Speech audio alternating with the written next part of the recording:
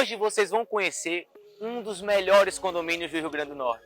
Eu estou falando da Cidade dos Bosques, um condomínio de alto padrão com casas maravilhosas. Acompanhe esse vídeo que está incrível.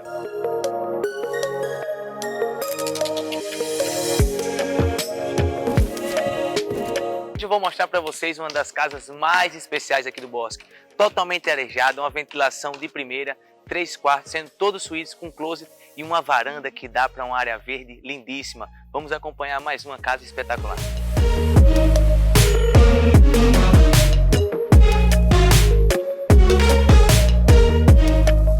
Essa daqui é um dos melhores espaços da casa.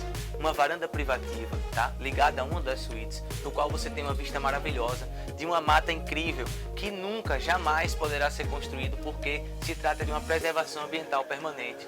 Fora isso, você também consegue observar toda a diversão e lazer dos seus filhos para que você possa garantir a segurança da sua família.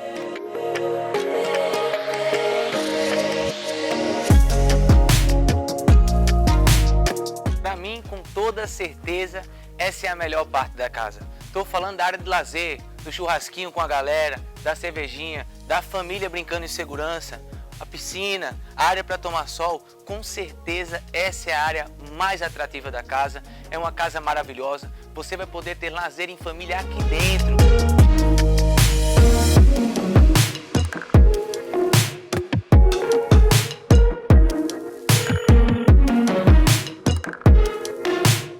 E aí, meu amigo, gostou desse vídeo? Se você quer ter seu imóvel divulgado com essa qualidade, entre em contato com os nossos números telefônicos e as nossas redes sociais. Nossa empresa estará pronta para atender você.